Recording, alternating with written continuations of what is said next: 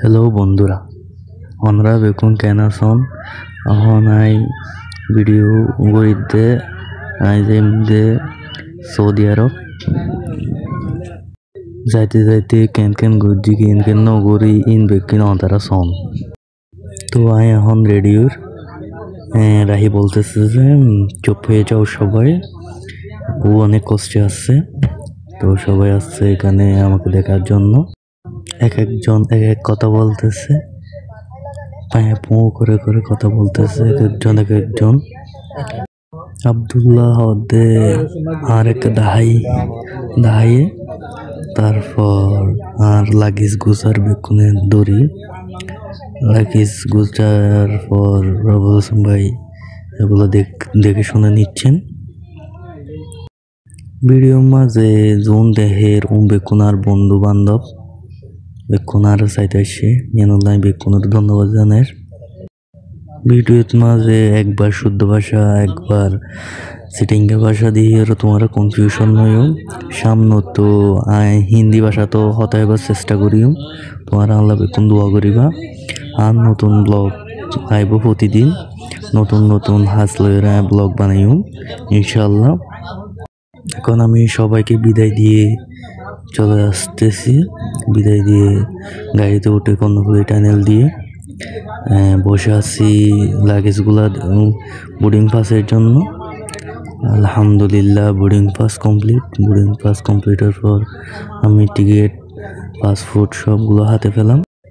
বহুক্ষণ পর 2-3 ঘন্টা অপেক্ষার পর আমাদের প্লেন চলে আসলো। এখানে আমরা উঠে যাচ্ছি সবাই মিলে, উঠতে ভিডিও করতেছি। চলে আসলো আমাদের লাগেজগুলো তুলে দিয়ে ছেড়ে দিবে আমাদের প্লেন। আমি মনে মনে ভাবতেছিলাম প্রিয় মাতৃভূমি ছেড়ে কিভাবে থাকবো। এই সময়টাতে কতটা কষ্ট লাগে সেই অনুভূতিটা যারা প্লেনে বিদেশ প্রবাসে গেছে তারাই জানে। যখন প্লেন উঠতেছিল তখন মাতৃভূমির জন্য কান্না আসতেছিল। কি করব, করার কিছু নাই, যেতে হবে স্বপ্নের বিদেশে, আনতে হবে স্বপ্ন কিনে। প্লেন থেকে নিচের দিকে দেখতে অনেক সুন্দর লাগতেছে, দেখতেছি আর ভাবতেছি স্বপ্নের দেশে চলে যাচ্ছি।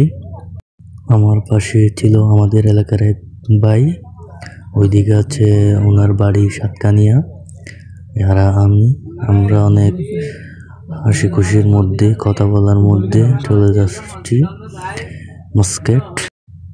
নিচের দিকে দেখতেছিলাম কুয়াশা মেঘের উপর দিয়ে আল্লাহর সৃষ্টির মধ্য দিয়ে চলে যাচ্ছি। প্লেনের মধ্যে অনেকক্ষণ ঘুমানোর পর চোখ খুলে দেখি বিশাল এক শহর। এই শহরটার নাম নাকি মাস্কেট। ওমানের এই মাস্কেট শহরে আমি নামতেছি আর দেখতেছি অনেক সুন্দর জায়গা, মন শুদ্ধ জুড়িয়ে যায় এই জায়গায় নামতেছি। এই বন্দরটি অনেক বড় দেখতেছি আর আমরা নামতেছি। এখন আমি আসলাম সালাম এয়ারলাইন্সে, তারপর আস্তে আস্তে নেমে আমাদের বাস চলে আসছে। আমরা বাস নিয়ে এয়ারপোর্টের দিকে রওনা হব। এয়ারপোর্টে গিয়ে নাকি আবারও বোর্ডিং পাস করতে হবে, সেজন্য আমি উঠলাম বাসে। এখানে আমাদের প্লেনে যারা ছিল তারা উঠছে।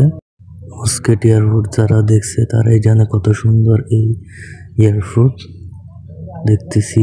আর মন জুড়ানোর মতো এয়ারপোর্ট এই মাস্কেট এয়ারপোর্ট। আর হাঁটতেছি, সামনে দুজন মনে হয় রাশিয়ান, অনেক বড় মানুষ, দেখতেও সুন্দর। আর ওরাও হাঁটতেছে আমার সাথে। আমি বলতেছি এত সুন্দর একটা ভিডিও না নিলে কি হয়। তারপর টিভির দিকে দেখছি, টিভি দেখে দেখার পর আমরা 3 জনই হারিয়ে গেছিলাম এই এয়ারপোর্টে। আমাদের যেতে হতো C-20-তে, আমরা চলে আসছি B-20-তে। এরপর একজন থেকে জিজ্ঞেস করে জানতে পারলাম আমাদের এই দিকে নয়, আমাদের অন্য প্রান্তে যেতে হবে। এই তো আমাদের C20 টিভিতে দেখতে পেলাম। সামনে পাকিস্তানে একটার সাথে দেখা হয়ে গেল। উনি বলল তুম ব্লগার হো কিয়া? আমি বলতেছি मैं ब्लॉगर हूँ, दूरा दूरा ये आज पहला ब्लॉग कर रहा हूँ। ওনার সাথে অনেক দুষ্টুমি করছি। আর আমার সাথে আমার সিটে একজন ছিল পাকিস্তানি, আমার পাশের সিটে।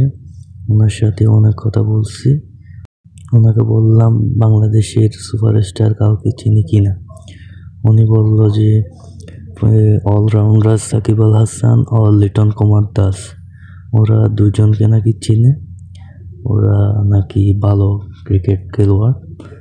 এই পাকিস্তানি মানুষটাও অনেক ভালো ছিল, ওনার ব্যবহারও অনেক ভালো ছিল। উনি বলতেছে